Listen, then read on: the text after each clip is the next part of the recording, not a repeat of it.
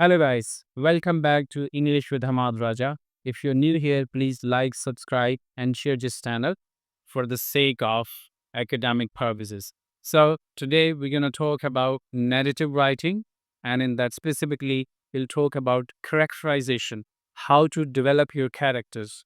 Because once you identify what story you're going to write in your narrative writing, then the first thing is your characters, selection of characters, and how do we define them. So the first thing we look for character is their physical description, how they look like. Either your characters are one, two, three, whatever. It's your choice because that depends upon the story and the plot that you have selected.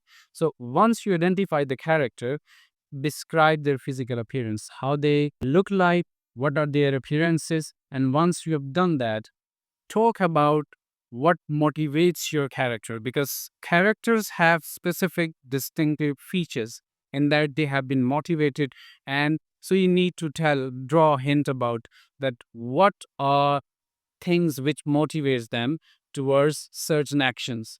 And next thing is, if your characters are high born or low born, their language choices must be according to their that order. If a royal character has been introduced in your story and the language choices that character is making that is low bound, so you need to be mindful of your language choices because a royal person will speak a sophisticated language compared to the one who is low bound. So you're going to talk about their language choices according to their earth. No, moving further, characters, once they have been developed, always think about their flaws back. Why? Because life is full of flaws and your character cannot be complete. It's not a full fledged character that does not have any flaw, any problem. So you need to leave at least one flaw or two flaws in your character in order to be more realistic because you are writing a real life story. So in that case, you need to mention